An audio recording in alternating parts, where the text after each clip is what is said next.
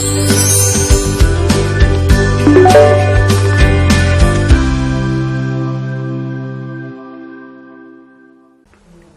Students, तो last class तक अपन ने एक्सरसाइज 1 के क्वेश्चन नंबर 8 तक डिस्कस किया था। आज अपन इस लेक्चर में आगे के कुछ क्वेश्चंस देखेंगे और मैं ये उम्मीद रखता हूं आप लोगों से कि आपने उन क्वेश्चंस को खुद से प्रैक्टिस किया होगा। तो क्वेश्चन नंबर 9 यहाँ पे क्या कह रहा है, यहाँ पे अपने को डेंसिटी एक मटेरियल की दी हुई है सीजीएस सिस्टम में, जो कि कितनी है 2 ग्राम पर सेंटीमीटर क्यूब, और अपने को वो दूसरे सिस्टम से कंपेयर करा रहा है और उसमें पूछ रहा है कि इसकी क्या वैल्यू आएगी। तो जब ये बोल रहा है दूसरे सिस्टम में एक यूनिट लेंथ कितने के बराबर है 2 सेंटीमीटर के और एक यूनिट मास कितने के बराबर है 4 ग्राम के बराबर, तो अपने से ये न्यूमेरिकल वैल्यू पूछ रहा है दूसरे सिस्टम में कितनी आएगी। तो इसको स्टार्ट करने से पहले अपने को डेंसिटी के बारे में पता होना चाहिए। डेंसिटी क्या होती है अपनी, मास अपॉन वॉल्यूम। तो इसका डायमेंशन कितना आ जाएगा ml 3 इनवर्स, ठीक है, ये इसका डायमेंशन है। अब अपन क्या करेंगे, अपन ने एक फॉर्मूला पढ़ा था N1U1 is equals to N2U2। जब अपन एक सिस्टम से दूसरे सिस्टम में मूव करते हैं तो अपन ये वाला फॉर्मूला यूज करते हैं। तो देखिए अपन कैसे इसको यूज करते हैं आगे।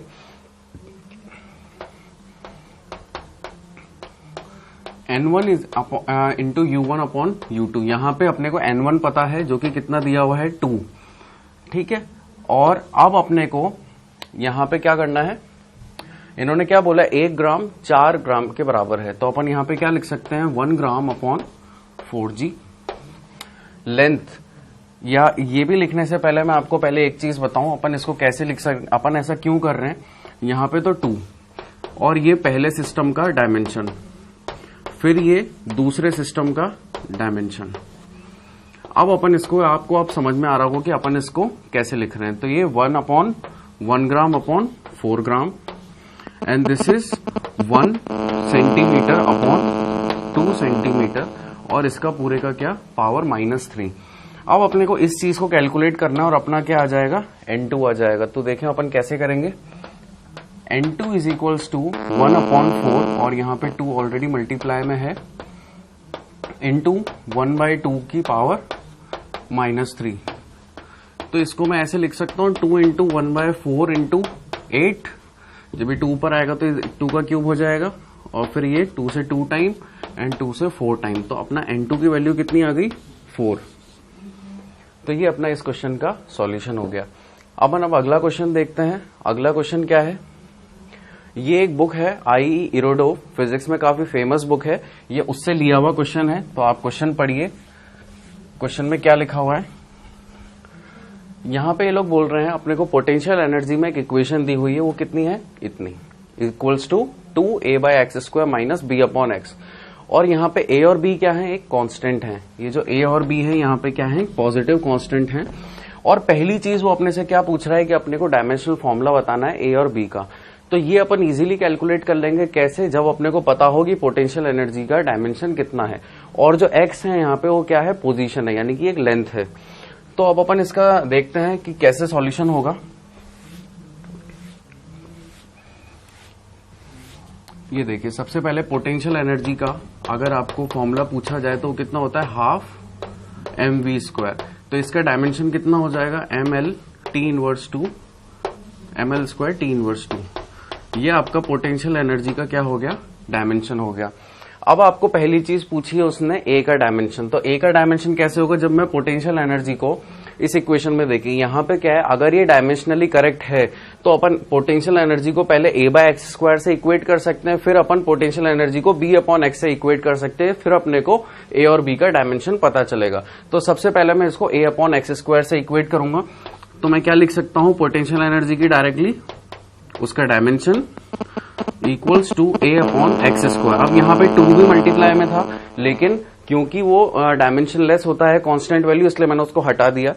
और x की जगह मैं क्या लिख सकता हूँ, l²। इसका डायमेंशन क्या हो जाएगा, l²। तो l की पावर 4 t इनवर्स 2, ये आपका a का डायमेंशन आ गया, ठीक है। अब अपन b का डायमेंशन कैलकुलेट करेंगे। देखिए वो कैसे आएगा, मैं इसी पोटेंशियल एनर्जी को अब इक्वेट करूंगा कौन सी इक्वेशन के साथ, b/x के साथ। तो यहाँ पे पोटेंशियल एनर्जी का अपना डायमेंशन कितना था, ml square T inverse 2 is equals to B upon x, और ये x क्या है, लेंथ है, तो मैं इसको इसका डायमेंशन l लिख सकता हूं। तो जब मैं इसको मल्टीप्लाई करूंगा तो मेरा b के डायमेंशन कितने आ गए, ये मेरे b के डायमेंशन आ गए। तो दो चीजें अपन ने कैलकुलेट कर ली जो अपने से पूछी थी, एक तो a का डायमेंशन और एक b का डायमेंशन, वो अपन ने इस तरह से कैलकुलेट किया। फिर अपने से सेकंड पार्ट पूछा है क्वेश्चन के अंदर कि time period of oscillation which is calculated from above formula is stated by student as this. अब ये अपने को इमेजिन करना, अपने को अज्यूम करना है कि एक बच्चे ने उसका टाइम ऑफ जो पीरियड था, इसका टाइम पीरियड वो कितना निकाल करके दिया, 4πa under root of ma upon B square. अब अपने से वो ये पूछ रहे हैं कि आप ये चेक करिए कि डायमेंशनली करेक्ट है या नहीं है। डायमेंशनली करेक्ट होने का मतलब क्या होता है, अपन ने देखा था डायमेंशनल एनालिसिस में कि LHS equals to RHS, means LHS का डायमेंशन RHS के डायमेंशन के बराबर होना चाहिए, या फिर अगर नॉट इक्वल टू होता है तो अपन उसको क्या बोलते हैं कि this is not dimensionally correct. तो अपन देखते हैं ये डायमेंशनली करेक्ट है या नहीं है। तो यहां पे मैं कुछ चीजें रब कर देता हूं, और यहां पे मैं आपके लिए b का डायमेंशन लिख देता हूं ताकि मैं उधर की साइड भी रब कर दूंगा। तो अपना ml क्यूब टी इनवर्स 2 ये अपना b में डायमेंशन आया था, और इधर की सारी चीजें अब मैं रब कर देता हूं। तो देखिए अब अपने को इक्वेशन क्या दी हुई है, t is equals to 4πa under root of ma upon B square, ये अपने को इक्वेशन दी हुई है।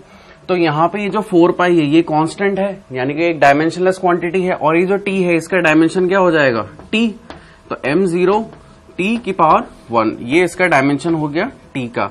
और यहां पे मैं a को अगर अंदर लेकर के जाऊं तो क्या मैं इसको ऐसे लिख सकता हूं, ma cube upon B square, इस तरह से लिख सकता हूं मैं इसको। तो अब m का डायमेंशन तो अपने को पता है कि कितना है, कैपिटल M। a और b का डायमेंशन अपन ऑलरेडी कैलकुलेट कर चुके हैं, जो कि कितना है, a का आया था ये और b का आया था ये। तो यहां पे अपन a का डायमेंशन पुट करें जो कि कितना है, ml की पावर 4 t इनवर्स 2 का whole cube divide by b का डायमेंशन जो कि कितना है, ml क्यूब t इनवर्स 2 का होल स्क्वायर। अब अपने को इसको सॉल्व करना है। यहां पे क्या है, m0 l0 t की पावर 1। अब अपने को इस चीज को सॉल्व करना है, तो ये सॉल्व करने पे अपने पास कितना आंसर आएगा, देखिए यहां पे ये मैंने इसको डायरेक्टली t लिख दिया है यहां पे, और m क्यूब और एक m से मल्टीप्लाई होगा तो कितना हो जाएगा, m की पावर 4 l की पावर 12 एंड t की power -6 divide by m square l की पावर 6 एंड t की पावर -4, और ये पूरा का पूरा कैसे है, अंडर रूट में है। तो यहां पे कुछ चीजें कैंसिल आउट भी होंगी और अपने पास क्या बचेगा, m स्क्वायर l की पावर 2 देन t की पावर -2, और जब अपन अंडर रूट हटाएंगे तो अपने पास क्या बचेगा, ml t इनवर्स 1, और यहां पे अपना ये क्या था, m0 l0 t की पावर 1। ठीक है, यहां पे m और l 0 है, वो वेल डिफाइंड है। तो यानी कि अपना LHS और RHS डिफरेंट आ रहा है, तो अपन लिख सकते हैं LHS not equals to RHS, यानी कि ये इक्वेशन कैसी हो गई, डायमेंशनली इनकरेक्ट। तो अपन यहां पे अब देखिए क्या लिख सकते हैं सेकंड क्वेश्चन के लिए, कि यहां पे जब अपन ने डायमेंशन कैलकुलेट करे LHS और RHS के, वो नॉट इक्वल है। तो इस केस में अपन लिख सकते हैं इट इज डायमेंशनली इनकरेक्ट। ठीक है, यहां पे LHS और आपका RHS जो है वो इक्वल नहीं है। ये चीज अपन ने यहां पे बता दी। तो इस तरह से अपना क्वेश्चन नंबर 10 हुआ। तो आप इतनी चीजें नोट करिए, फिर अपन अगला क्वेश्चन देखते हैं। तो आप लोगों ने ये वाली चीज नोट करी यहां तक। अब अपन अगला क्वेश्चन देखते हैं, क्वेश्चन नंबर 11। यहां पे ये तो बहुत सीधा सवाल है, आप लोग पढ़िए इसे, क्या बोलना चाह रहा है।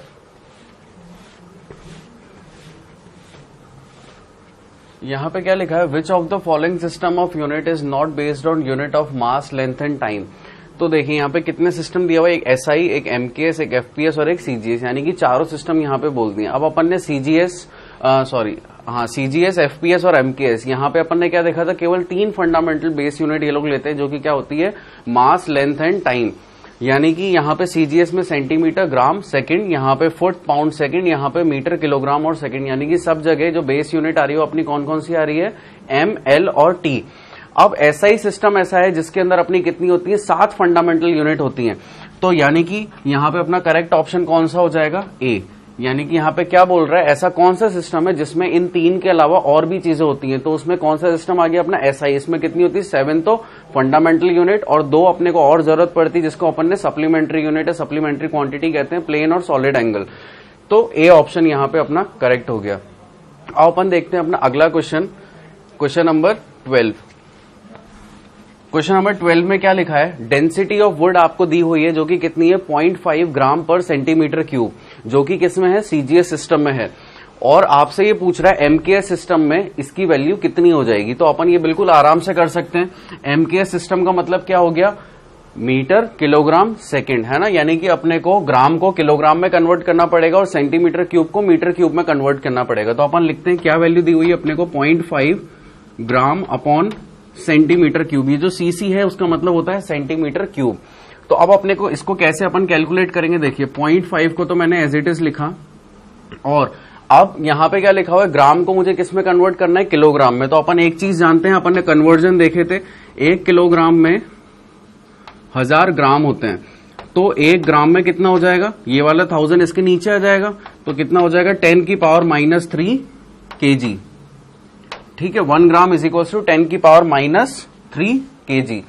तो अपन यहां पे क्या लिख सकते हैं, इंटू 10 की पावर -3 kg। ये अपन ने क्या किया, 1 ग्राम को किलोग्राम में कन्वर्ट करके लिख दिया। फिर इसमें अपने को डिवाइड करना है क्या, सेंटीमीटर क्यूब। तो अपन जानते हैं कि 1 मीटर में कितने होते हैं, 100 सेंटीमीटर होते हैं। तो 1 सेंटीमीटर में कितना हो गया, 1/100 हो जाएगा, यानी कि 10 की पावर -2 सेंटीमीटर मीटर, है ना।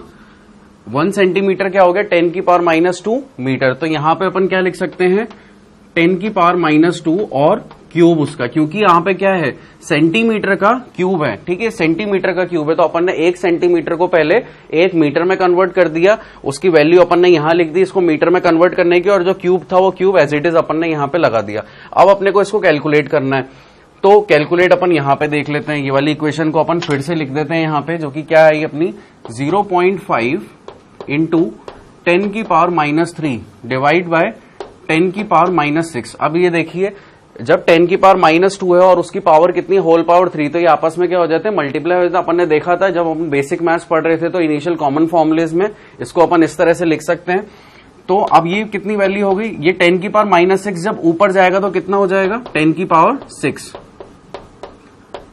इंटू 10 की पावर 6। अब ये +6 है और ये -3 है, तो कितना हो जाएगा, ये +3। तो 0.5 इंटू 10 की पावर +3, ये कुछ इस तरह से हो गया। और मैं इस पॉइंट को हटाऊं तो यहाँ पे डेसिमल को हटाऊंगा तो नीचे क्या आ जाएगा, 10 आ जाएगा। इतना अपन जानते ही है। एक 10 से मैंने एक 10 कैंसिल आउट कर दिया, तो कितना बचा, 5 इंटू 10 की पावर 2। ये कितने के बराबर हो जाता है, 500। तो अपना यहाँ पे यूनिट क्या लगेगी, यहाँ पे किलोग्राम पर मीटर क्यूब। ठीक है, ये अपन ने इसको कन्वर्ट कर दिया, तो अपना आंसर कितना आ रहा है, ये। अच्छा, यूनिट मैंने कैसे लगाई, एमके सिस्टम में क्या होता है, मीटर, किलोग्राम, सेकंड। तो मीटर का तो ये आ गया, किलोग्राम का ये आ गया। अपन ने इसको इस तरह से कन्वर्ट कर दिया। तो 0.5 ग्राम पर सीसी को अपन कैसे लिखते हैं, 500 किलोग्राम पर मीटर क्यूब। तो अपना ए ऑप्शन यहां पे करेक्ट हो गया। अगला क्वेश्चन देखते हैं अपन, क्वेश्चन नंबर 13। यहां पे क्या बोल रहे हैं,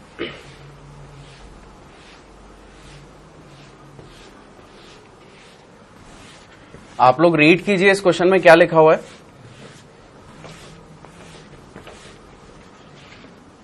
तो यहां पे क्या दिया हुआ है अपने को, in a particular system the unit of length, mass and time are chosen to be 10 centimetre, 10 gram and 0.1 second respectively. अब अपने को यहां पे यूनिट ऑफ फोर्स पूछ रहे हैं। ठीक है, अपन क्या लिखते हैं, यूनिट ऑफ फोर्स क्या होती है, 1 न्यूटन। तो अपन उसको यहां पे कैलकुलेट करेंगे कैसे आया ये, है ना। तो सबसे पहले तो अपन क्या देखते हैं, यहां पे वही वाली चीज अपन लगा सकते हैं, N1 U1 is equals to N2U2, क्योंकि ये एक सिस्टम से दूसरे सिस्टम में जाने की बात कर रहा है। तो अपने को अगर अपने को पता ही नहीं है कुछ भी, तो अपन तो इसी तरह से आगे बढ़ेंगे। और यहां पे अब अपने को कैलकुलेट करना है N2, तो मैं उसको इस फॉर्मेट में लिख लूंगा। ठीक है, अगर इस फॉर्मेट मैंने लिख लिया तो उसको अपन और आगे देखते हैं कैसे लिख सकते हैं। N2 इज इक्वल्स टू, अब N1 जो होता है 1 न्यूटन, यानी कि अपने को एक तरफ तो पता ही है कि कितना आएगा 1, तो N1 को मैं लिख सकता हूं 1, और यहां पे मैंने फोर्स का, अब ये यहां पे अपन किस चीज का, न्यूटन यूनिट ऑफ फोर्स, यानी कि फोर्स का डायमेंशन अपने को लिखना पड़ेगा। तो फोर्स का डायमेंशन क्या होता है, ML/T−2, लेकिन ये फर्स्ट केस के लिए है, तो अपन यहां पे सेकंड केस के लिए भी ये वाली चीज लिख देंगे। ये अपन ने U1 और U2 यहां पे मेंशन कर दिया। अब अपने को क्या क्या चीजें पता है वो अपन बस यहां पे वैल्यू पुट करते जाते हैं।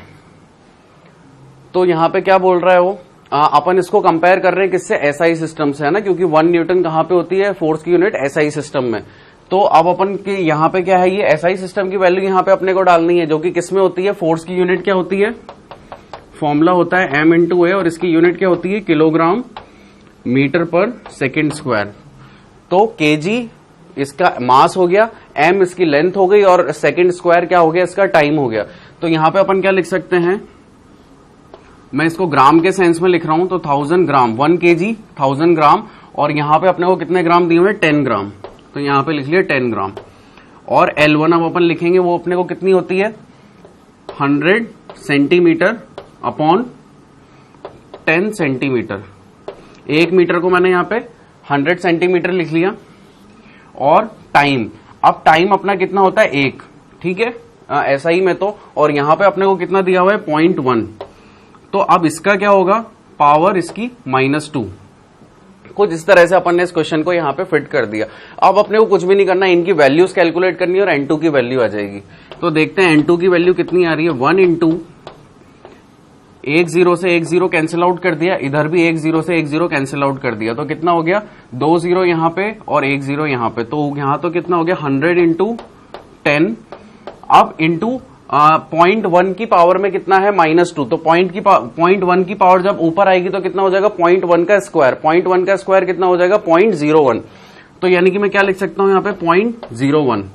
अब यहां पे अगर मैं डेसिमल हटा करके नीचे क्या लिख सकता हूं, 2 0 लिख सकता हूं, तो 2 0 से ये वाले 2 0 कैंसिल हुए, तो बचा क्या अपने पास, केवल 10। तो N2 की वैल्यू कितनी आ गई अपने पास, 10। तो अब अपन यहां पे एक चीज लिख सकते हैं, वो क्या होगी,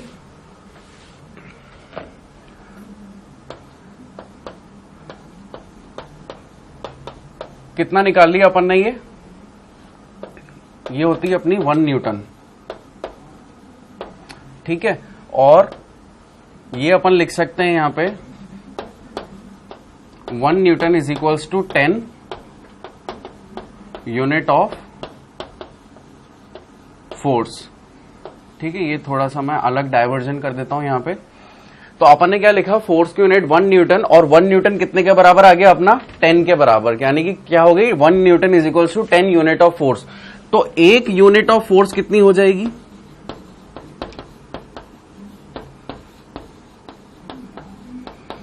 1 न्यूटन अपॉन 10, जो कि कितना हो जाएगा आपका, 0.1 न्यूटन। तो ये आपका क्या हो गया, आंसर हो गया। 0.1 न्यूटन आपने कैलकुलेट कर लिया यहां से। तो अपना ऑप्शन देखते हैं, कहीं पे अपने को 0.1 न्यूटन दे रखा है क्या, तो अपने ऑप्शन में ए ऑप्शन जो है वो अपना क्या है, 0.1 न्यूटन, बी है 1 न्यूटन, सी है 10 न्यूटन और डी है 100 न्यूटन।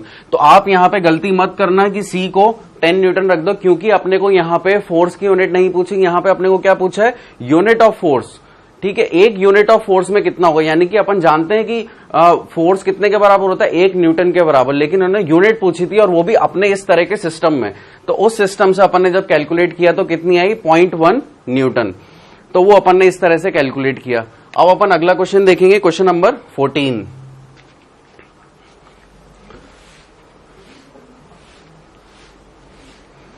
आप लोग पढ़िए क्वेश्चन में क्या लिखा है।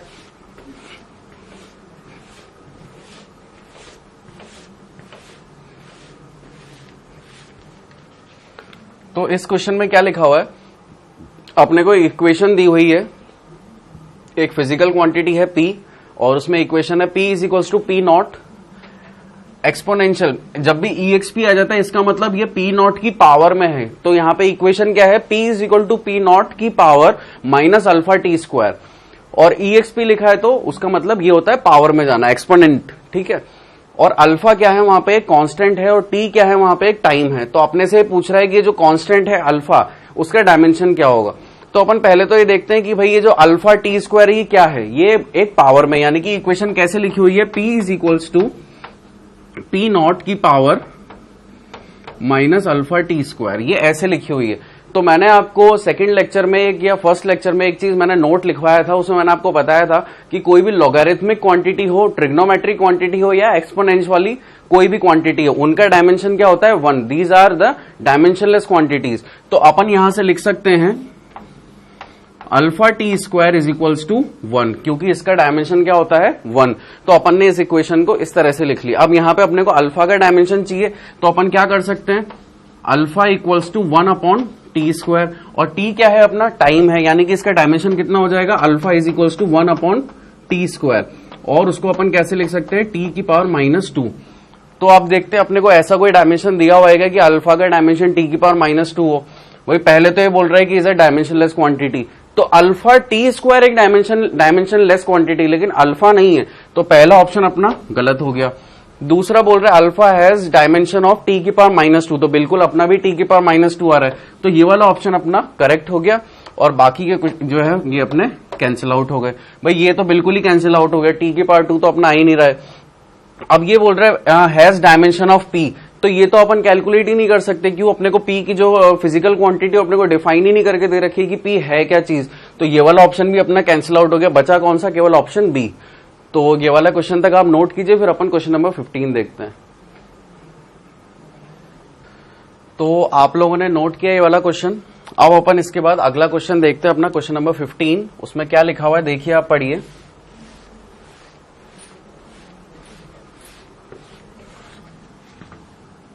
If force, acceleration and time are taken as fundamental quantities, then dimension of length will be। तो ये अपने से लेंथ का डायमेंशन पूछ रहा है कि कितना होगा। तो अपने को फोर्स पता है कितना होता है, mL/T−2, ठीक है। और अपने को डायमेंशन किसका और पता है, एक्सेलरेशन का भी अपने को पता है, ये कितना होता है, L/T−2। और अपने से क्या है, टाइम, तो टाइम का डायमेंशन कितना हो जाएगा, केवल t। ये सब चीजें अपने को पता है। ये सब चीजें अपन ने कैसे कैलकुलेट करी है, मैं आपको एक बार और बता देता हूं कि इनके डायमेंशन अपन ने कैसे कैलकुलेट करे थे। F क्या होता है, मास इंटू एक्सेलरेशन, तो मास क्या हो गया, m, और एक्सेलरेशन क्या होता है, the rate of change of velocity per unit time, यानी कि v minus you upon T. अब v में से u माइनस हो रहा है, यानी कि फाइनल वेलोसिटी में से इनिशियल वेलोसिटी माइनस हो रही है, तो अपने पास प्रोडक्ट क्या बच रहा है, कुछ ना कुछ वेलोसिटी ही बच रही है, यानी कि v अपॉन टी हो रहा है। तो वेलोसिटी का क्या होता है डायमेंशन अपना, L/T−1, वो कैसे आता है, डिस्टेंस अपॉन स्पीड। तो उसी तरह से यहां पे क्या हो जाएगा, L/T−1 का L/T−2। भाई कैसे है, दोबारा से देख लेते हैं। वेलोसिटी का क्या होता है, डिस्टेंस अपॉन टाइम, तो ये क्या हो गया आपका L/T। तो ये अपना वेलोसिटी का डायमेंशन तो कितना आ गया, L/T−1, और एक्सेलरेशन आपका क्या होता है, v minus you upon T. तो v माइनस यू हो रहा है, इसका मतलब फाइनल में से इनिशियल वेलोसिटी माइनस हो रही है, तो कुछ ना कुछ वेलोसिटी ही आपको मिल रही है। तो वेलोसिटी का डायमेंशन आपको पता है कि कितना है, L/T−1, और नीचे क्या है, टाइम। जब ये t की पावर 1 ऊपर आएगा तो कितना हो जाएगा, t की पावर -1, तो एक्सेलरेशन आपका कितना आ जाएगा, L/T−2। इस तरह से अपन ने ये सब डायमेंशन यहाँ पे कैलकुलेट करेंगे। ये सब बेसिक सी चीजें अपन रिपीट नहीं करना चाहते हैं इन्हें बार बार। तो ये तो अपन ने क्या किया, डायमेंशन लिखना सीख लिया कि अपने डायमेंशन कैसे आए। अब ये अपने से क्या पूछ रहा है कि हमको लेंथ का डायमेंशन बताना है। तो अपन कैसे लेंथ का डायमेंशन बता सकते हैं, भाई फोर्स के डायमेंशन में भी लेंथ आ रही है ना, यहाँ पे आपको ये L दिख रहा होगा, और यहाँ पे एक्सेलरेशन के डायमेंशन में भी लेंथ आ रही है। तो अपन दोनों से देख लेते हैं, जो ऑप्शन यहाँ पे गिवन होगा अपन उसको टिक कर देंगे। तो सबसे पहले अपन फोर्स का डायमेंशन लेकर के चलते हैं, जो कि कितना है अपने पास, ये अपना फोर्स का डायमेंशन। अब यहां से अपने को L पता करनी है, तो कितनी हो जाएगी, F/m, यानी कि इसको कैसे लिख सकता हूं, Ft² upon m is equals to L।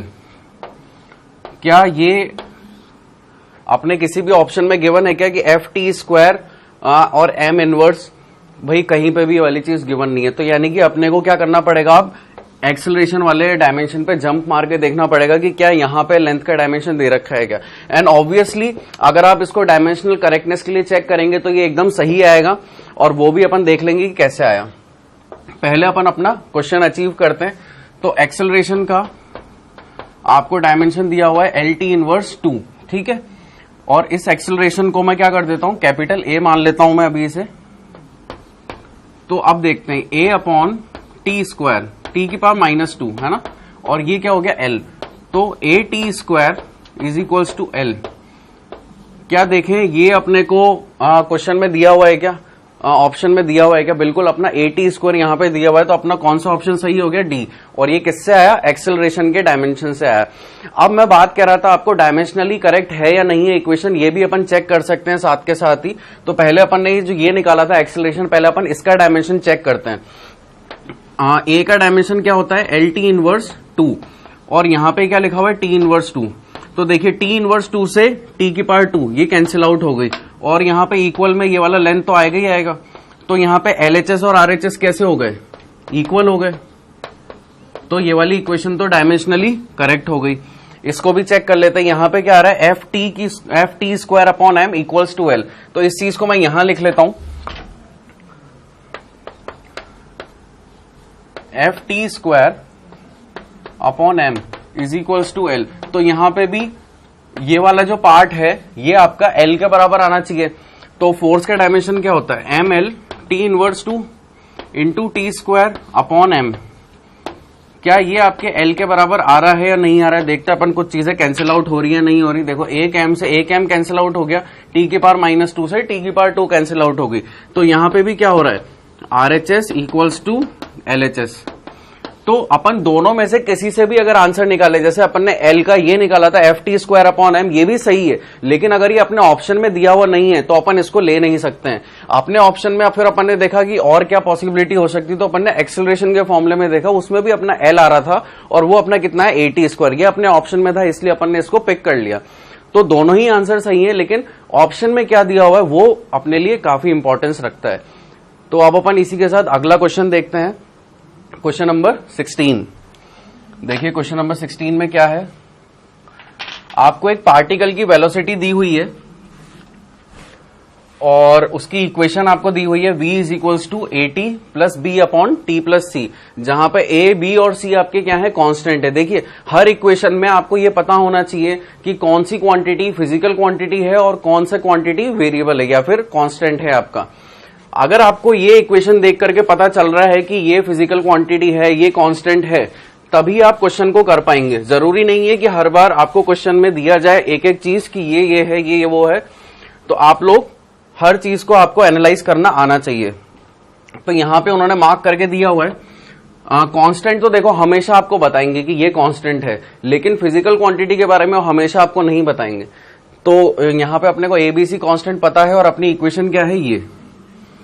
अब अपने को बताना है क्या, A, B और C का डायमेंशन बताना है। तो अपन चेक करते हैं, ये भी डायमेंशन, अगर ये इक्वेशन डायमेंशनली करेक्ट है तो मैं पहले V को AT से इक्वेट कर सकता हूं, फिर मैं V को B upon T plus C से इक्वेट कर सकता हूं। तो सबसे पहले अपन किसका डायमेंशन निकालेंगे, A का। तो देखिए अपन कैसे निकालेंगे, V is equal to AT लिख सकता हूं मैं। तो A का डायमेंशन कैसे हो जाएगा, A is equal to V upon T। V क्या होता है, V का डायमेंशन, V क्या होती है, वेलोसिटी। तो LT इनवर्स 1 अपॉन टाइम का डायमेंशन क्या हो जाएगा, T। तो ये कितना आ गया, LT इनवर्स 2। ये आपका किसका डायमेंशन आ गया, A का। ठीक है, अब अपन देखते हैं B का डायमेंशन।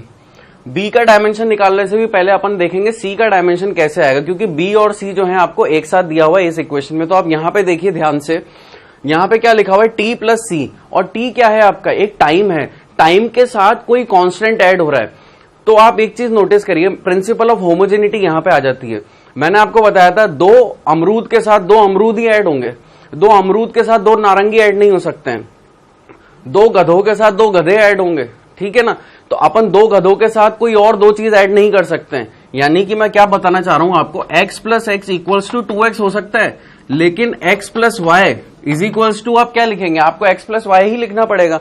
तो अपन यहाँ पे प्रिंसिपल ऑफ होमोजेनिटी से क्या देख रहे हैं कि अगर टाइम के साथ कोई क्वांटिटी ऐड हो रही है तो वो भी क्या होगी, टाइम ही होगी। तो यानी कि c आपका क्या हो गया, टाइम, और c का डायमेंशन कितना हो गया, t। तो अपन ने a और c का डायमेंशन तो कैलकुलेट कर लिया। अब अपन b का डायमेंशन निकालें तो वो बड़ा इजी हो गया अब अपने लिए निकालना। अब मैं v को लिख सकता हूं b अपॉन t, लिख सकता हूं, क्यों, क्योंकि यहां पे t टाइम के साथ क्या ऐड हो रहा था, एक टाइम हो रहा था, तो अपन ने क्या लिख लिया उसको, ओवरऑल t। और यहां पे अब b क्या हो जाएगा आपका, v इंटू टी। तो वेलोसिटी का डायमेंशन क्या होता है, lt इनवर्स 1, और टाइम का डायमेंशन क्या होगा, t की पावर 1।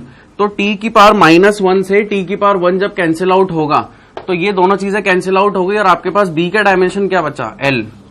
तो देखिए अब अपन ने सारी चीजें कैलकुलेट कर ली, b कैलकुलेट कर लिया, a कैलकुलेट कर लिया, और यहां पे अपन ने क्या कैलकुलेट कर लिया, c। तो अपना ऑप्शन कौन सा करेक्ट होना चाहिए, सबसे पहले तो lt इनवर्स 2 यहां पे है, फिर अपना b आया कितना, l आया, तो वो अपना ये रहा l, और c अपना कितना है, t, यानी कि अपना कौन सा ऑप्शन सही हो गया, ऑप्शन नंबर a। तो इस तरह से अपन ने इस क्वेश्चन को अप्रोच किया, काफी इजी था। यहां पे बस प्रिंसिपल ऑफ होमोजेनिटी का यूज आपको करना अच्छा आना चाहिए, क्योंकि जब आपको c का डायमेंशन निकालना होगा तो एग्जाम टाइम पे आप बहुत ज्यादा कंफ्यूज हो जाएंगे कि यार b अपॉन टी प्लस सी दिया हुआ है तो c का डायमेंशन कैसे निकलेगा या b का डायमेंशन कैसे निकलेगा। तो उसका तरीका ये होता है। चलिए अपन अगला क्वेश्चन देखते हैं। अब क्वेश्चन नंबर 17, ये भी बहुत इजी क्वेश्चन है, बस इक्वेशन थोड़ी सी हाई फाई दे रखी है तो आप इससे डरिए मत। ये वॉन्डरवॉल इक्वेशन कहलाती है। वैसे तो आप लोग जब आगे थर्मोडायनामिक्स वगैरह चैप्टर पढ़ेंगे तब आपके वहां पे ये वाली इक्वेशन आपको देखने को मिलेगी। तो यहां पे क्या लिखा हुआ है, the van der Waals equation of a gas. ये आपको फिजिक्स में तो थर्मोडायनामिक्स में मिलेगी इक्वेशन, और केमिस्ट्री में तो ये आपको मोल कंसेप्ट में या केमिकल बॉन्डिंग वगैरह में दिख जाएगी। तो यहां पे क्या है, ए बी और सी आपको क्या है, ए बी सी और आर ये कांस्टेंट हैं, और ये जो आर होता है ना ये आपका बेसिकली रियल गैस कांस्टेंट होता है, जो कि केमिस्ट्री में आपको बताया जाएगा। If the isotherm is represented by P is equal to A V की power M minus B V की power N, where A and B depends on temperature. Isotherm का मतलब जब टेम्परेचर सेम होता है। ये सब चीजें थर्मोडायनामिक्स की अपने को उतना इन्वॉल्व होने की जरूरत नहीं है, अपने को तो यूनिट एंड डायमेंशन देखना है इनका, कि ये इक्वेशन दी हुई है उसको इन्होंने अगर इस फॉर्मेट में लिख दिया तो ये अपने से क्या पूछ रहे हैं, ऑप्शन देख करके अपन बता सकते हैं, एम की वैल्यू और एन की वैल्यू अपने से पूछ रहे हैं। तो अपन सबसे पहले तो क्या करें, इस इक्वेशन को इस फॉर्मेट में अपन लेकर के आए। तो अपन कैसे लाएंगे, देखिए इधर आपकी इक्वेशन क्या लिखी हुई है, P plus alpha T square upon we,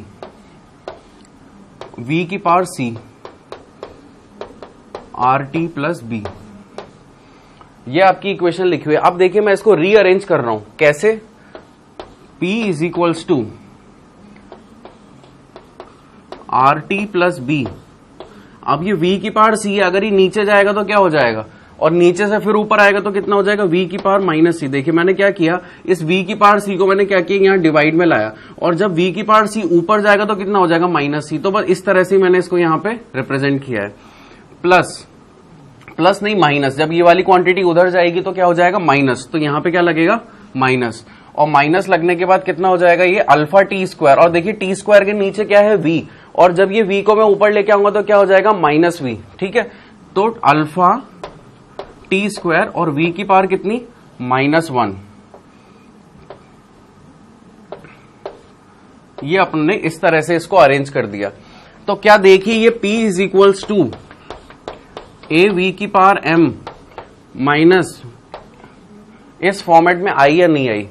अब यहां पे क्या हो रहा है, ये जो क्वांटिटी है ये क्या है आपकी a, और ये जो क्वांटिटी है क्या है b, और ये v की पावर क्या हो गई m, और ये v की पावर क्या हो गई n। तो अपन क्या लिख सकते हैं, अपना m तो कितना आया, -c, और अपना n कितना आया, -1। तो देखते हैं अपन ऑप्शन में कि अपने को m और n की वैल्यू ऐसी कोई दी हुई है क्या।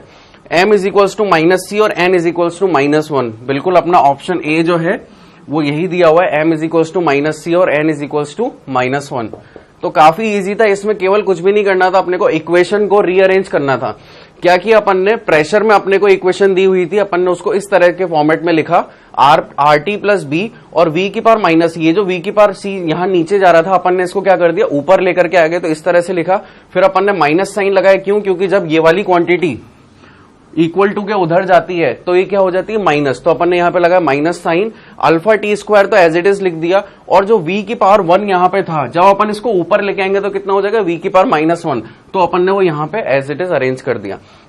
तो उस तरह से अपना m की वैल्यू और n की वैल्यू यहां से आई। तो आप लोग इतनी चीजें नोट कीजिए, फिर अपन क्वेश्चन नंबर 18 देखेंगे।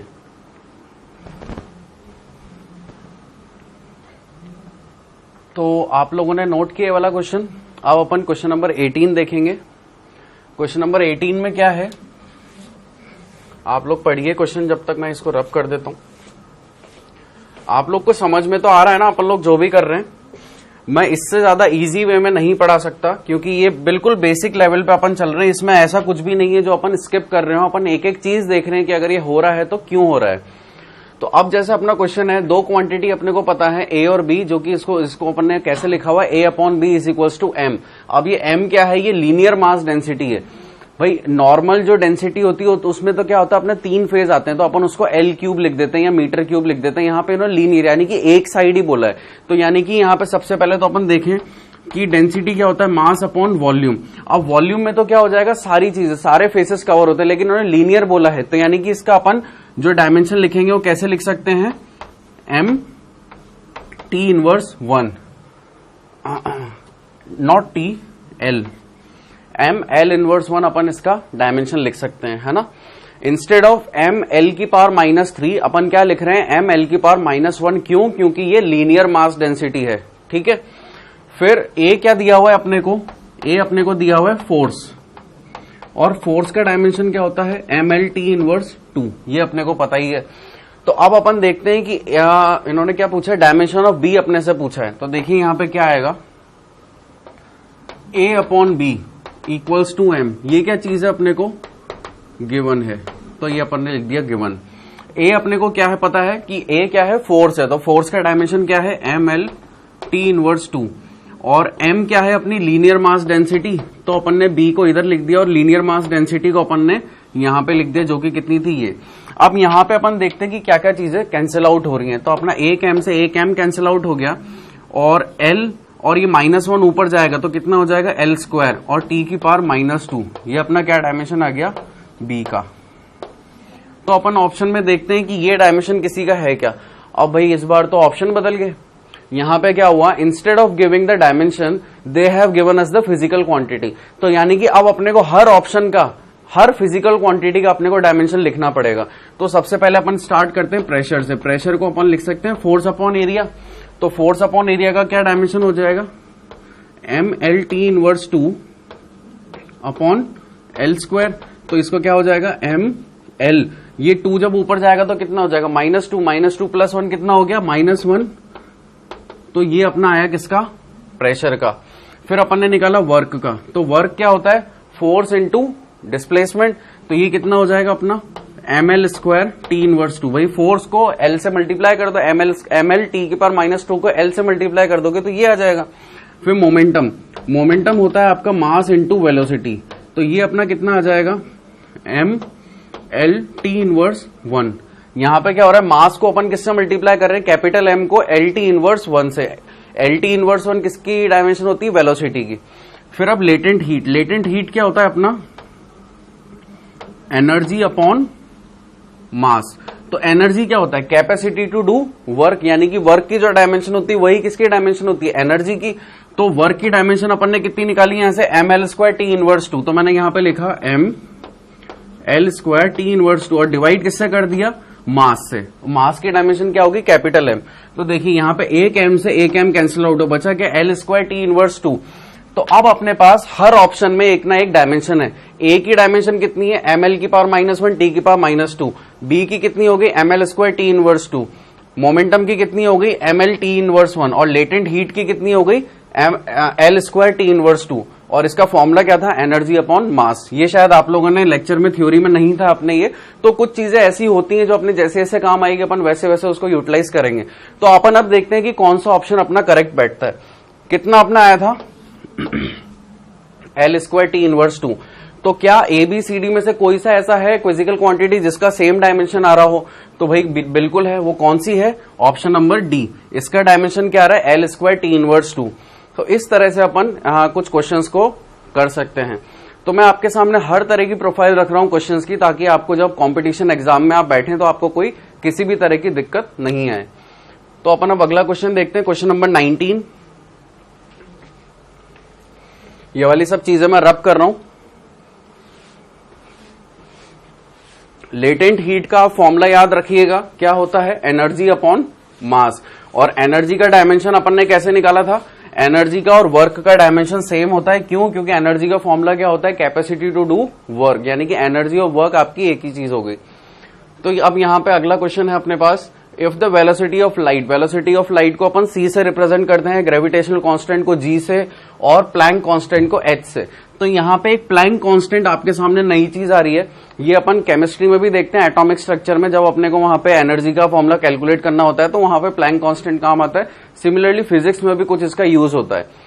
तो अगर अपने को यहां पे वेलोसिटी ऑफ लाइट का, ग्रेविटेशनल कांस्टेंट का और प्लैंक कांस्टेंट का डायमेंशन पता हो तो अपन उसको क्या कर सकते हैं? एक नए सिस्टम में अपन उसको फॉर्मूले को अरेंज कर सकते हैं। तो कैसे करेंगे अपन इस क्वेश्चन को? सबसे पहले तो अपने को डायमेंशन पता होने चाहिए। तो भाई वेलोसिटी ऑफ लाइट, तो ये क्या है? एक तरह से वेलोसिटी है, और इसको मैं क्या लिख सकता हूं? L T inverse 1। तो यानी कि सी का डायमेंशन कितना हो गया? एल टी इनवर्स 1, क्योंकि सी एक वेलोसिटी होती है। फिर gravitational constant F is equals to G m1 m2 upon R square. तो यहां से जी का डायमेंशन अपना कितना आ जाएगा? F R square upon m1 m2, यानी कि ml t inverse 2 into L square upon M square. तो जी का डायमेंशन कितना आ गया? m inverse L cube t inverse 2। देख लीजिए, आप भी चेक कर लीजिए कि इतना आ रहा है कि नहीं आ रहा। देखिए, एक m को एक m से कैंसिल आउट किया, ये वाला नीचे वाला m जब ऊपर आएगा तो कितना हो जाएगा? m inverse 1। फिर l इंटू एल स्क्वायर होगा तो l क्यूब हो जाएगा। फिर t इनवर्स 2 बचा, तो अपन ने उसको एज इट इज लिख दिया। तो ये अपना किसका डायमेंशन हो गया? g का, और एक ही हो गया c का। अब अपने पास ये इतना तो अपन लोग जानते हैं, क्योंकि अपन ने इतना तो पिछले काफी लेक्चरों में देख लिया है। अब प्लैंक कांस्टेंट अपने पास नई चीज आई है, तो अपन उसको देखते हैं कैसे उसका अपन डायमेंशन कैलकुलेट करेंगे। ये फॉर्मूला होता है एक एनर्जी का, E is equals to H C upon lambda. यहाँ पे E क्या है? एनर्जी है, लेमडा आपकी एक वेवलेंथ है, H आपका प्लैंक कांस्टेंट है, और C क्या है? आपकी वेलोसिटी ऑफ लाइट है। तो अगर मुझे H का डायमेंशन निकालना है तो क्या मैं इसको ऐसे लिख सकता हूं? E लेमडा अपॉन C, बिल्कुल लिख सकता हूं। और एनर्जी का डायमेंशन कितना हो जाएगा? जो कि वर्क का डायमेंशन होता है वो कितना होता है? m L square T inverse 2। Wavelength यानी कि एक लेंथ होती है, तो उसका मैंने L लिख दिया, ठीक है। और यहां पे C ये क्या है? वेलोसिटी। तो इसको मैं कैसे लिखूंगा? L T inverse 1। अब जो जो चीजें कैंसिल आउट हो रही है उनको अपन कैंसिल आउट कर देंगे, और जो बचेगा वो क्या होगा? H का डायमेंशन होगा। तो यहां पे एक L से एक L कैंसिल आउट हो गया, तो इसका डायमेंशन कितना आ गया? H is equals to m L square, और t की पावर -1 जब ऊपर आएगा तो क्या हो जाएगा? +1। तो -2 + 1 कितना हो गया? -1। ये आपका H का डायमेंशन आ गया। अब अपन क्या करेंगे? C, H और G, मैं एक को पावर दे देता हूं इनको सबको, C की पावर X, H की पावर Y और G की पावर Z, क्योंकि मुझे इनके अंदर एक फॉर्मूला डिजाइन करना है नए सिस्टम के लिए। तो अभी तक अपनी जितने भी डायमेंशन आए उनको अब मैं यहां पे लिख देता हूं, जैसे कि एल टी इनवर्स 1 की पावर X, H का डायमेंशन आया मेरा m एल स्क्वायर टी की पावर -1 की पावर y, और G का मेरा कितना डायमेंशन आया? m inverse L cube T की पावर -2, ये हो गया Z, है ना। इनको मैं एक लाइन से अलग कर देता हूं, यहां पे ये इतनी चीजें अपनी अलग चल रही हैं, ठीक है। तो इस तरह से अपन ने इसको अरेंज कर दिया इस सिस्टम में। अब अपन क्या करते हैं, अपन ने इससे रिलेटेड कुछ एग्जांपल्स देखे ही थे। ये अपने किसके बराबर है देख लेते हैं, वहां पे कुछ दिया हुआ है क्या? Planck constant to be taken as fundamental unit, the dimension of mass in the system will be, यानी कि ये क्या बोल रहे हैं कि डायमेंशन ऑफ मास कितना होगा, यानी कि अपन को इक्वेट किससे करना है इसको? m की पावर 1, l की पावर 0 और t की पावर 0। इन्होंने लेंथ और टाइम के लिए कुछ चीजें मेंशन नहीं करी हैं। तो अब अपनी इक्वेशन अपन बनाते हैं जो अपन नॉर्मली करते हैं। यहां पे m क्या है 0, यहां पे m कितना है 1 और यहां पे m कितना है -1, तो 0 plus y minus Z equals to हो गया कितना 1, क्योंकि अपना मास कितना है 1। फिर अपन लेंथ में देखते हैं क्या इक्वेशन बन रही है अपनी, x plus 2y plus 3z equals to 0। अब अपन देखते हैं टाइम में अपनी क्या इक्वेशन बन रही है, -x minus y minus 2z equals to 0। कि मैं z को इस तरह से लिख रहा हूं ताकि आपको कंफ्यूजन ना हो 2 और z में। तो ये अपने पास 3 इक्वेशन आ गई। अब अपन यहां से क्या कैलकुलेट करेंगे, x, y और z की वैल्यू। अगर आपने इधर की चीजें मतलब नोट कर ली हो तो मैं उनको रब कर देता हूं। ये वाली चीज मैं रब कर रहा हूं यहां पे।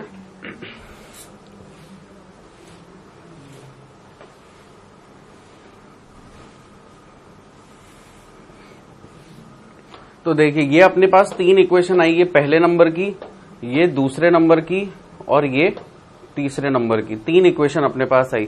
तो इक्वेशन नंबर 1 से तो अपन एक वैल्यू कैलकुलेट कर सकते हैं। देखिए कैसे, y minus Z equals to 1 है, तो y इज इक्वल्स टू कितना हो जाएगा अपने पास। यहां पे देख लीजिए अपन ने कोई गलती तो नहीं करी है, अपन ने हर चीज सही लिखना चाहते हैं अपन, क्योंकि m की पावर y और m की पावर माइनस जेड, ठीक है, ये वाली इक्वेशन अपनी सही है। तो देखिए यहां से कुछ हो पा रहा है कि अपना कौन सी इक्वेशन को अपन यूज करें जिससे अपन अपना आंसर लेकर के आ सकते हैं। ठीक है, अपन इक्वेशन 1 की जगह इक्वेशन 2 और 3 का यूज करेंगे, है ना। तो मैं यहीं पे वाली चीज देख लेता हूं, क्या आप लोग इसके नीचे देख पा रहे हैं, इसके नीचे आपको दिख रहा होगा। तो यहां पे अपन इतनी सी जगह में इसको कैलकुलेट करते हैं। अगर मैं इनको सब्स्टिट्यूशन मेथड से करना चाहूं तो -x और +x तो कैंसिल आउट हो गया, प्लस 2y में से -y गया तो कितना बचा, केवल y, और प्लस 3z में से -2z, तो यहां पे कितना बचा, +z इक्वल्स टू 0। इसको मैंने क्या कर दिया, इक्वेशन नंबर 4 बोल दिया। मैंने क्या किया, इक्वेशन 2 और इक्वेशन 3 को यूज करके एक इक्वेशन 4 बना ली। अब अपन इक्वेशन 1 और 4 को यूज करके आगे एक एक की वैल्यू कैलकुलेट करेंगे। तो इक्वेशन 1 मेरे पास कितनी है, y minus Z equals to 1, और इक्वेशन 4 कितनी है, y plus Z equals to 0। अगर अब मैं इसके अंदर देखूं तो देखिए माइनस जेड और प्लस जेड तो कैंसिल हो गए, है ना, ये z है, ये तो कैंसिल हो गए, और मेरे पास क्या बचा, 2y इज इक्वल्स टू 1। तो y मेरे पास कितना आ गया, 1/2। अगर y मेरे पास 1/2 आ गया और इसको अगर मैं इस इक्वेशन में पुट करूं, y minus Z equals to 1, जो कि अपनी क्या है, इक्वेशन नंबर 1। अगर y इक्वल्स टू हाफ को मैं इक्वेशन 1 में पुट करूंगा तो मेरे पास z कितना आ जाएगा, 1 माइनस, एक मिनट, यहां पे अपन y equals to half put करेंगे तो z कितना हो जाएगा, -हाफ। ये वाला -1 इधर आ जाएगा, 1 इधर आके -1 हो जाएगा, और z इधर आके प्लस z हो जाएगा। तो ये अपना कितना आ जाएगा, हाफ -1 यानी कि -हाफ। z की वैल्यू कितनी आ गई मेरे पास, हाफ। अब मेरे को क्या कैलकुलेट करना है, y और z मेरे पास आ गया, लेकिन अभी भी x मुझे पता नहीं है कि x कितना होगा। तो कोई सी भी, या तो इक्वेशन 2 या इक्वेशन 3, दोनों में से किसी भी एक में अगर मैं y और z की वैल्यू डालूं तो मेरे को क्या मिल जाएगा, x। तो अपन देखते हैं अपने को x कैसे मिलेगा। ये वाली चीज मैं यहां पे रब कर देता हूं। देखिए अपनी इक्वेशन क्या है, x प्लस 2y, मैं इक्वेशन 2 यूज कर रहा हूं, ये अपनी इक्वेशन थी।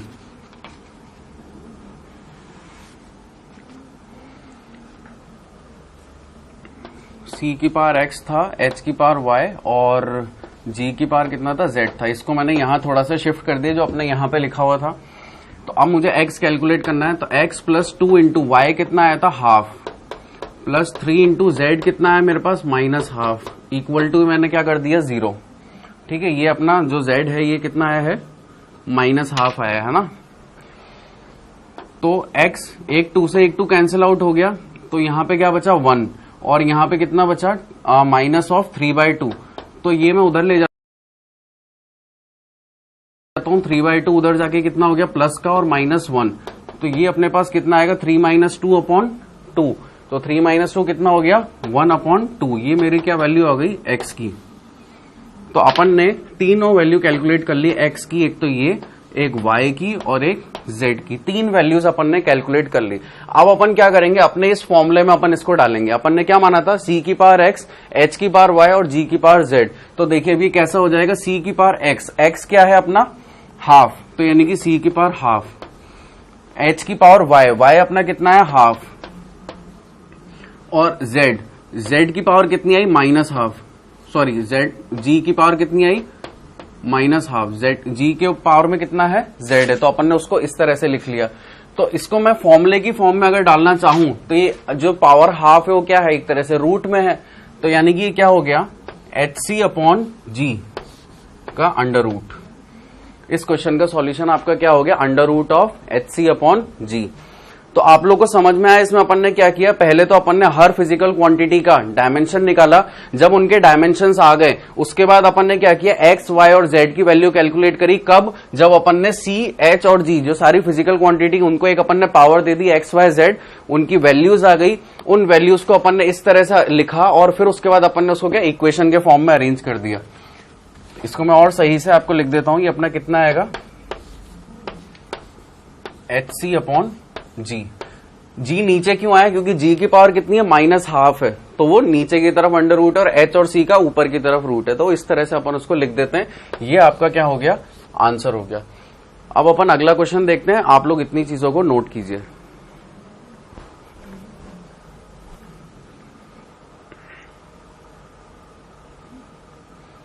तो अब अपन अपना अगला क्वेश्चन देखेंगे, वो क्या है question number 20।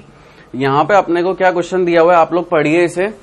Force is given in terms of time and displacement x, यानी कि टाइम और डिस्प्लेसमेंट की फॉर्म में अपने को क्या दिया हुआ है, फोर्स की इक्वेशन, जो कि कितनी है F is equals to A cos B x plus C sine D T. ये थोड़ा सा डी टी नीचे आ रहा है, ये इक्वेशन पूरी की पूरी ऐसी है, F is equals to A cos B x plus C sine D T. काफी इजी क्वेश्चन है ये। यहां पे अपने से पूछा है डायमेंशनल फॉर्मूला किसका, डी और बी का। तो आप लोग जानते हैं जब भी ट्रिग्नोमेट्रिक क्वांटिटीज की बात आती है तो अपन उसको कैसा लेते हैं, डायमेंशनलेस। तो यानी कि मैं लिख सकता हूं बी एक्स किसके बराबर हो गया 1 और डी टी किसके बराबर हो गया 1। तो यहां पे अपने को बी का डायमेंशन कितना आएगा 1 अपॉन एक्स, और एक्स क्या है एक डिस्टेंस है, तो यानी कि बी का डायमेंशन कितना हो जाएगा एल इनवर्स 1, 1 अपॉन एल कितना हो जाएगा एल इनवर्स। यहां पे डी का डायमेंशन कितना हो जाएगा 1 अपॉन टी, तो डी का डायमेंशन कितना आ गया टी इनवर्स 1। ठीक है, ये अपन ने बी और डी के डायमेंशन जो हैं यहां पे कैलकुलेट कर लिए। अब अपने से वो क्या बोल रहे हैं, the dimension of the formula D upon B. तो अपन बिल्कुल डी अपॉन बी निकाल सकते हैं। यहां पे ये मैंने लिखा डी अपॉन बी, तो डी का डायमेंशन कितना है मेरे पास टी इनवर्स, और बी का डायमेंशन कितना है एल इनवर्स। तो अब इसको अपन कैसे लिख सकते हैं, एल को अगर मैं ऊपर लेकर के आना चाहूं तो क्या हो जाएगा फिर एल टी इनवर्स 1। ये अपना किसका डायमेंशन आ गया डी अपॉन बी का। अब देखते हैं अपन अपने मतलब इसको अगर मैं पूरा लिखना चाहूं तो m की पावर 0, l की पावर 1 और t की पावर -1। तो ये अपना d अपॉन बी का डायमेंशन आ गया। अब अपन देखते हैं अपने को ऑप्शन में इस तरह का कोई ऑप्शन है क्या जिसमें m तो क्या है 0, l क्या है 1 और t क्या है -1। तो यानी कि a b c d में से कौन सा ऑप्शन अपना सही जा रहा है, ऑप्शन नंबर डी। तो अपना ऑप्शन डी कैसा हो गया, करेक्ट हो गया। काफी इजी क्वेश्चन था ये। इसमें अपने को क्या नॉलेज होनी चाहिए थी, केवल इतनी सी बात की कि ट्रिग्नोमेट्रिक फंक्शन, लॉगरिथमिक फंक्शन और एक्सपोनेंशियल फंक्शन का डायमेंशन क्या होता है 1। These are the dimensionless quantity. अगर इतनी बातें पता थी तो अपने लिए क्वेश्चन काफी इजी हो गया, वरना तो अपन सोचते ही रहते कि कॉस बी एक्स का डायमेंशन क्या होगा, साइन डी टी का डायमेंशन क्या होगा। तो आप लोग इस क्वेश्चन को नोट कीजिए, फिर अपन अगला क्वेश्चन देखते हैं। यहाँ पे मैं इतनी चीज को रब करता हूं, यहां तक का तो आपने लिख ही लिया होगा।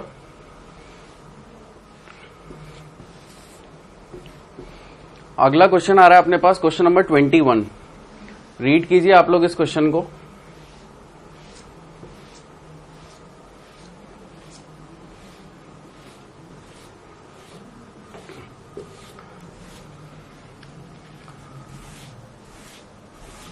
क्या लिखा हुआ है इस क्वेश्चन में, the velocity of a body which has fallen freely under gravity varies as G to the power P and H की पावर कितनी है क्यू। और यहाँ पे जी आपको क्या दिया हुआ है, एक्सेलरेशन दिया हुआ है, और एच आपको क्या दी हुई है, एक हाइट दी हुई है। तो देखिए अपन इसको कैसे करेंगे। और आपसे पूरा क्वेश्चन पढ़ लेते अपन। Where G is the acceleration due to gravity and H is the height through which it has fallen, the value of P and Q. तो ये अपने से पूछ रहा है कि P और Q की वैल्यू कितनी होगी। अपन ने अभी इसी तरह का क्वेश्चन देखा है जब अपन ने gravitational constant, velocity of light और प्लैंक कांस्टेंट वाला किया था। कुछ कुछ उसी तरह है, बस अपन यहाँ पे अपनी बेसिक नॉलेज निकाल लेते हैं कि अपना एक्सेलरेशन यानी कि ग्रेविटी जो अपनी है, एक्सेलरेशन ड्यू टू ग्रेविटी, वो अपना कितना आ रहा है। इसका डायमेंशन होता है LT इनवर्स 2। और हाइट क्या है, एक लेंथ है एक तरह से, तो उसका डायमेंशन कितना हो गया L। ये चीज अगर अपने को पता है तो क्वेश्चन ही हो गया अपना पूरा का पूरा। देखिए यहां पे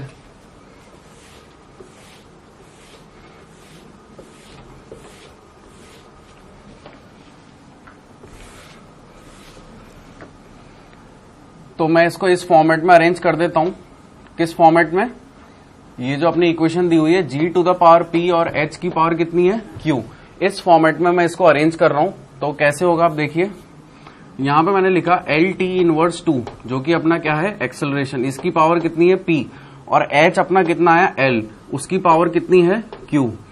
और क्या ये किसी के इक्वल हो रहा है, the velocity of a body which has fallen, यानी कि ये किसके बराबर है, एक वेलोसिटी के बराबर है।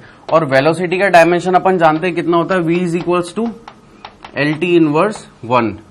तो यानी कि अपन क्या लिख सकते हैं, m की पावर 0, L की पावर 1 और T की पावर -1, ये इसके बराबर है। ठीक है, तो अब अपने को क्या करना है, इक्वेशन बनानी है। तो m में क्या इक्वेशन बनेगी, कुछ भी नहीं, और L में क्या बन जाएगी, P plus Q equals to आ गया आपका 1, और टाइम में क्या बनेगी, minus of 2P equals to -1। तो यहां से P अपने को कितना मिल गया, हाफ, और यही वाला P अगर मैं इस इक्वेशन में पुट कर दूं तो मुझे क्या मिल जाएगा, Q 1 माइनस हाफ। तो Q कितना आ गया मेरे पास, हाफ। तो दोनों वैल्यूज कितनी हो गई, एक तो P आया अपने पास हाफ और एक Q आया अपने पास हाफ। तो अब अपन अपना क्वेश्चन देखते हैं कि P और Q की वैल्यू अपने को मैच हो रही है नहीं हो रही। ऑप्शन में ए ऑप्शन में क्या है, माइनस हाफ और एक हाफ, इधर क्या है हाफ और माइनस हाफ, यहाँ पे क्या है हाफ और हाफ। तो यानी कि ये वाला ऑप्शन अपना मैच कर रहा है, तो option C is correct. D में क्या है, माइनस हाफ और माइनस हाफ, तो ये वाला ऑप्शन इनकरेक्ट हो गया। बाकी सब ऑप्शन अपने कैसे हो गए, incorrect, only C option is right. तो अब अपन देखते हैं इसके बाद अगला क्वेश्चन, क्वेश्चन नंबर 22। काफी इजी था ये वाला क्वेश्चन भी अपने लिए। क्वेश्चन नंबर 22 पढ़िए आप लोग इस क्वेश्चन को, बिल्कुल इसी तरह के पैटर्न का क्वेश्चन है, कुछ भी अलग नहीं है इस क्वेश्चन में, बस आपको सोचना पड़ेगा थोड़ा सा।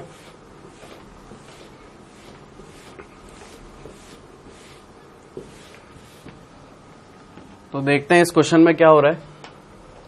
The wavelength associated with a moving particle depends upon pth power of its mass, यानी कि m की पावर ये क्या बोल रहा है p, qth power of its velocity, अगर ये वेलोसिटी v है तो उसकी पावर कितनी बोल रहे हैं q, and rth power of Planck constant, अगर प्लैंक कांस्टेंट को मैं h से डिनोट कर रहा हूं तो उसकी पावर ये कितनी बोल रहा है r। Then correct set of values of p, q and r। Similar question है, वही ग्रेविटेशनल कांस्टेंट C और H का जो अपन ने किया था, उसमें अपन ने क्या किया था, x, y, z की वैल्यूज कैलकुलेट कर ली थी, फिर अपन ने इक्वेशन बनाई थी। यहां पे ये अपने से इक्वेशन बनाने को नहीं बोल रहा, केवल x, y, z की वैल्यू पूछ रहा है या p, q, r की वैल्यूज पूछ रहा है। तो यहां पे अपन सबसे पहले क्या करेंगे, इतनी सी जगह में सबसे पहले तो अपन सबके डायमेंशन लिख देते हैं। तो सबसे पहले क्या है, मास, मास का डायमेंशन क्या हो गया आपका m। फिर अपने से पूछ रहा है वेलोसिटी, तो वेलोसिटी का डायमेंशन हो गया आपका LT इनवर्स 1। फिर आपसे पूछ रहा है प्लैंक कांस्टेंट, प्लैंक कांस्टेंट का कैसे निकालेंगे, E is equals to HC upon lambda होता है, तो H आपका कितना हो गया, E लैम्डा अपॉन C, और एनर्जी आपका कितना होता है, ml square T inverse 2 into L upon LT inverse 1। एक L से एक L कैंसिल आउट हुआ तो क्या बचा, ml स्क्वायर T इनवर्स 1। तो अपन क्या लिख सकते हैं यहां पे, ml स्क्वायर T इनवर्स 1, ये आपका H का डायमेंशन हो गया। इस तरह से अपन इसको कैलकुलेट कर सकते हैं, और चाहो तो आप इसको याद रख लो, याद करना मुश्किल पड़ता है इसलिए अपन निकालना सीख रहे हैं। तो ये तीन अपन ने यहाँ पे तीनों फिजिकल क्वांटिटीज के डायमेंशन अपन ने नोट करके लिख लिए। अब अपन क्या करेंगे, इनको इस फॉर्मेट में अपन लिखने की कोशिश करेंगे। तो इस फॉर्मेट में अगर अपन लिखेंगे तो कैसा होगा, देखिए m की पावर कितनी है p, वेलोसिटी की पावर कितनी है q, तो LT इनवर्स की पावर कितनी आ गई q, और h वो अपना कितना है ml स्क्वायर t इनवर्स 1, इसकी पावर कितनी है r। कुछ इस तरह से अपना क्वेश्चन हो गया। और ये किसके इक्वल है, ये है वेवलेंथ के इक्वल। वेवलेंथ क्या होती है, एक तरह से एक लेंथ है, तो यानी कि ये क्या हो गया m0 l की पावर 1 और t की पावर 0, ये इसके इक्वेट में ये सब चीजें इन्होंने अपने को गिवन है। यहां तक की चीजें तो अपने को क्या थी, गिवन थी। अब इसके बाद अपने को क्या करना है, p q और r की वैल्यू अपने को कैलकुलेट करनी है। तो p की वैल्यू कितनी हो जाएगी, p plus r equals to 0। फिर L में इक्वेशन लिखते हैं तो कितना हो जाएगा, Q plus 2R is equals to 1। और अगर T में इक्वेशन लिखेंगे तो कितना हो जाएगा, minus of Q minus of R equals to 0। भाई आप लोग को ये इक्वेशन लिखने में तो दिक्कत नहीं आ रही ना, इसमें अपन कुछ भी नहीं कर रहे। यहाँ पे m की पावर कितनी है 1 और यहाँ पे m 0 है, यहाँ पे m कितना है 1 है, तो 1 इंटू p तो p आ गया, फिर 1 इंटू r तो कितना आ गया r, तो p प्लस r, ये अपनी एक इक्वेशन हो गई। ऐसे ही q plus 2r equals to 1 अपन ने कैसे निकाला, यहाँ पे l की पावर कितनी है q, यहाँ पे l की पावर कितनी है 2r, तो q plus 2r equals to 1, ये अपनी कौन सी इक्वेशन होगी, सेकंड। फिर t में अपन ने देखा यहाँ पे t में 0 है, यहाँ पे t की पावर कितनी है माइनस q, यहाँ पे t की पावर कितनी है माइनस r, तो माइनस q माइनस r 0, ये अपनी कौन सी इक्वेशन होगी, तीसरी। इस तरह से अपन ने 3 इक्वेशन कैलकुलेट करी।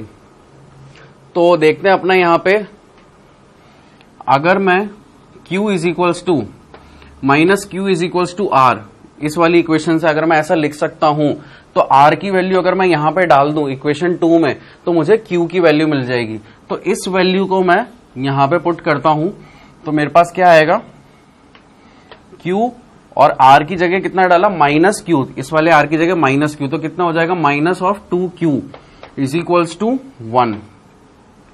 तो minus of q is equals to कितना आ गया, यानी कि q की वैल्यू मुझे कितनी आई, -1। q मेरे को कितना मिल गया, -1। अगर q -1 है तो r कितना हो जाएगा, q की वैल्यू अगर मैं यहाँ पे -1 पुट करूंगा तो मुझे r कितना मिल जाएगा, +1। तो यानी कि q और r तो मैंने निकाल लिया, जो कि कितना आया, r तो आया इतना 1 और q मेरे पास कितना आया, -1। अगर मैं r की वैल्यू 1 यहां पे पुट कर दूं तो मुझे p की वैल्यू मिल जाएगी, तो p plus 1 is equals to 0, तो p इज इक्वल्स टू कितना आ गया, -1। ये मेरे पास p की भी वैल्यू आ गई।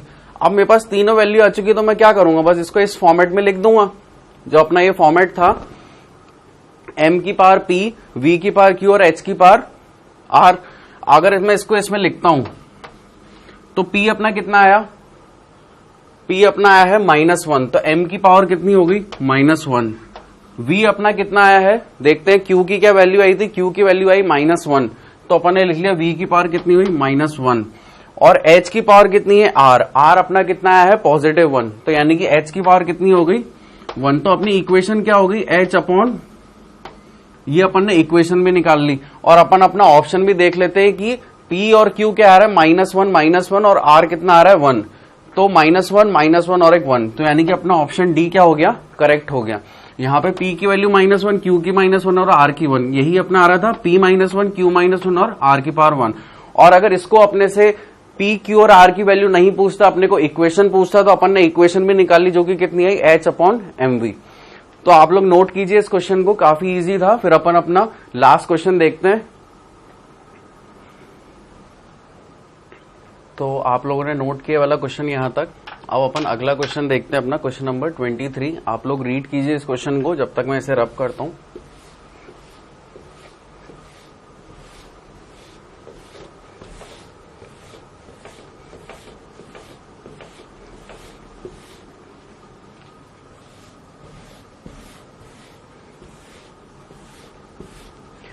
तो कुछ समझ में आया आपको इस क्वेश्चन में क्या लिखा हुआ है?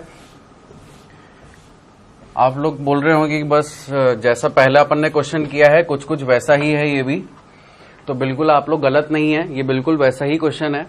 यहां पे आपको क्या बोला है, if P represent radiation pressure and C represent speed of light and Q represent radiation striking unit area per second, then non zero integers x, y and z such that P की power x, Q की power y and C to the power z is dimensionless. यानी कि ये क्या बोल रहे हैं कि अपन इन फिजिकल क्वांटिटीज को इस तरह से रिप्रेजेंट करें और x, y, z की वैल्यू कैलकुलेट करें, और P, Q और C को जो फिजिकल क्वांटिटी है वो इन्होंने मेंशन कर रखी है। तो सबसे पहला काम अपना क्या होगा, जो जो फिजिकल क्वांटिटी अपने को पता है अपन उनका डायमेंशन लिख दें। तो स्पीड ऑफ लाइट का डायमेंशन कितना हो गया, ये क्या होती है, एक तरह से एक वेलोसिटी होती है, तो वेलोसिटी का डायमेंशन क्या होता है, LT इनवर्स 1। ठीक है, फिर प्रेशर, प्रेशर क्या होता है आपका, फोर्स अपॉन एरिया, यानी कि MLT inverse 2 upon L square. तो ये कितना आ जाएगा,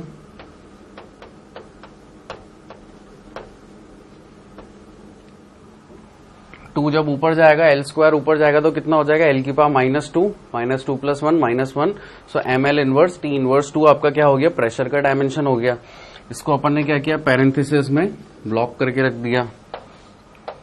ठीक है, अब अपने पास एक और क्वांटिटी बच रही हो, क्या है अपनी, Q represent radiation striking unit area per second. अब यानी कि ये क्या हो रहा है, रेडिएशन एक प्रकार की एनर्जी है, तो अपन इसको कैसे लिख सकते हैं, Q को E upon A into T. E आपकी क्या हो गई, जो रेडिएशन आपके आ रहे हैं, जो एनर्जी आ रही है, और ए आपका एरिया हो गया, टी आपका क्या हो गया, टाइम हो गया। तो अगर अपने को एनर्जी का डायमेंशन लिखना हो, वो क्या होता है, कैपेसिटी टू डू वर्क, और वर्क का डायमेंशन क्या होता है, फोर्स इंटू डिस्प्लेसमेंट, यानी कि ML स्क्वायर T इनवर्स 2। तो ML square T inverse 2 upon area का मीटर स्क्वायर कुछ होता है, अपन उसको L स्क्वायर लिख लिया, और टाइम का डायमेंशन T। अब अपन देखते हैं क्या क्या चीजें यहाँ पे कैंसिल आउट हो रही है। तो एक T से एक T कैंसिल आउट हो गया, तो अपना डायमेंशन क्या आया, M T इनवर्स, ये अपना Q में डायमेंशन आ गया। ये भी एक नया डायमेंशन है जो अपन ने apart from the lecture exercise में देखा। ऐसे मनमान क्वेश्चन आएंगे जिसमें अपने को जो डायमेंशन है वो अपने को दोबारा से देखने पड़ेंगे, कुछ नई क्वांटिटीज आएंगी, तो जैसे जैसे क्वेश्चन आएंगे अपन वैसे वैसे उनको देखते जाएंगे। इवन अपन जो भी टॉपिक पढ़ेंगे उसके अंदर जब भी अपन कोई भी फिजिकल क्वांटिटी पढ़ेंगे, अपन एक बार फिर से उसका डायमेंशन निकाल लेंगे ताकि अपने को फ्यूचर में कोई दिक्कत नहीं आए। तो इतनी चीज तो अपनी क्लियर हो गई। अपन ने क्या किया, जो जो फिजिकल क्वांटिटी उनका अपन ने डायमेंशन कैलकुलेट कर लिया। अब अपने को क्या करना है, इनकी पावर का वैल्यूज कितनी आ रही है वो अपने को देखना है। तो अपन अब क्या करें, इनको जो अपने को फॉर्मेट दिया हुआ है अपन उसमें इसको अरेंज कर देते हैं। तो अपने को क्या फॉर्मेट दिया हुआ है, P की पावर x, Q की पावर y और C की पावर z। तो P अपना कितना आया था, ML इनवर्स T इनवर्स 2 की पावर कितनी हो गई, x। इसको थोड़ा सा इधर साइड में लिखते हैं ताकि पूरी इक्वेशन एक साथ आ जाए। ML इनवर्स T इनवर्स 2 की पावर कितनी, x, और Q कितना है अपना, MT इनवर्स 3 की पावर y, और C अपना कितना आया था, LT इनवर्स, इसकी पावर कितनी अपनी, z। तो ये अपन ने इस तरह से लिख लिया। पावर्स आपको दिखती रहनी चाहिए, ठीक है, ताकि आप लोग इक्वेशन लिखते टाइम गलती ना करो। ये अपनी पावर्स हैं यहाँ पे, और ये देख लेते हैं कि अपने किसके इक्वल में क्या दिया हुआ है यहाँ पे, then non zero integers such that P is dimensionless, यानी कि पूरी की पूरी यहाँ पे क्या है, सब जीरो हैं, M0, L0 और T0। तो अब अपन एक एक इक्वेशन लिखेंगे। इक्वेशन लिखना अपने को आता ही है। पहले M के रेस्पेक्ट में देखेंगे तो कितना आएगा, x plus y equals to 0, this is our first equation. Then -x plus 0 plus z equals to 0, ये अपनी दूसरी इक्वेशन हो गई। t के रेस्पेक्ट में देखा तो -2x -3y -z equals to 0, ये अपनी थर्ड इक्वेशन हो गई। तीन इक्वेशन अपन ने इस तरह से कैलकुलेट कर ली। अब अपने को क्या करना है, x, y और z की वैल्यू अपने को कैलकुलेट करनी है।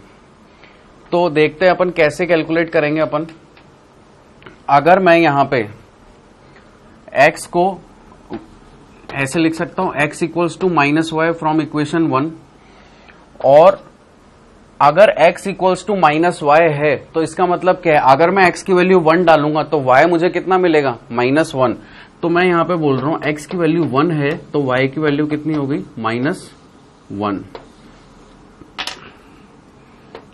ये x और y तो अपन ने यहां पे कैलकुलेट कर लिया। क्यों? क्योंकि अपना पहली इक्वेशन से अपने को क्या मिला, x इक्वल्स टू -y। अगर मैं x 2 रखूंगा तो y कितना हो जाएगा, -2। 2 से 2 कैंसिल, बचेगा तो क्या आखिरी में 1 ही बचेगा। तो इस तरह से अपन ने एक चीज तो ऐसे लिख ली। अब मुझे x और y पता है तो क्या मैं z निकाल सकता हूं? बिल्कुल निकाल सकता हूं। मैं क्या करता हूं, x और y की वैल्यू को इक्वेशन नंबर 2 में पुट कर देता हूं, क्योंकि ये छोटी इक्वेशन में केवल x की वैल्यू नहीं चाहिए तो अपने को z मिल जाएगा। तो मैं देखिए इस इक्वेशन में क्या कर रहा हूं, x की वैल्यू पुट कर रहा हूं। x की वैल्यू कितनी आई, 1। तो -1 प्लस z इक्वल्स टू 0। तो z की वैल्यू कितनी आ गई मेरे पास, 1। तो अपने आंसर कितना आ गया, टोटल आंसर अगर मैं लिखूं तो x equals to 1, y equals to -1 and z equals to 1।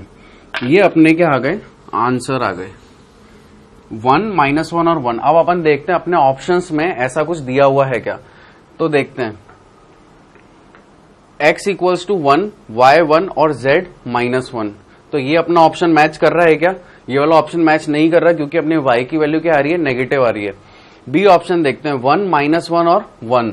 तो देखते हैं अपना 1, -1 और 1, बिल्कुल अपना ऑप्शन नंबर बी क्या हो गया, करेक्ट हो गया। सी ऑप्शन क्यों करेक्ट नहीं, क्योंकि यहाँ पे x नेगेटिव आ रहा है जबकि अपना नेगेटिव क्या आ रहा है, केवल y।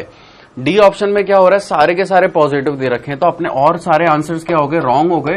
केवल ऑप्शन नंबर बी क्या हो गया, अपना करेक्ट हो गया। तो काफी इजी क्वेश्चन था जो भी अपन ने आज डील करे। तो अब अपन क्या करेंगे, नेक्स्ट लेक्चर में कुछ प्रीवियस ईयर क्वेश्चंस अपन देखेंगे जो आपके कंपटीशन एग्जाम में आते हैं, प्रीलिम्स में, एआईपीएमटी में।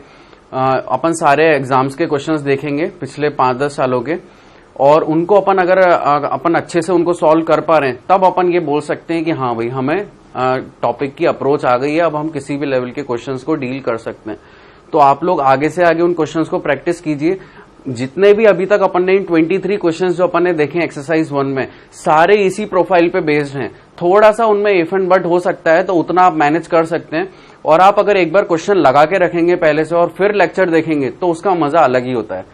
तो thank you for today's lecture, hope you will enjoy your learning part.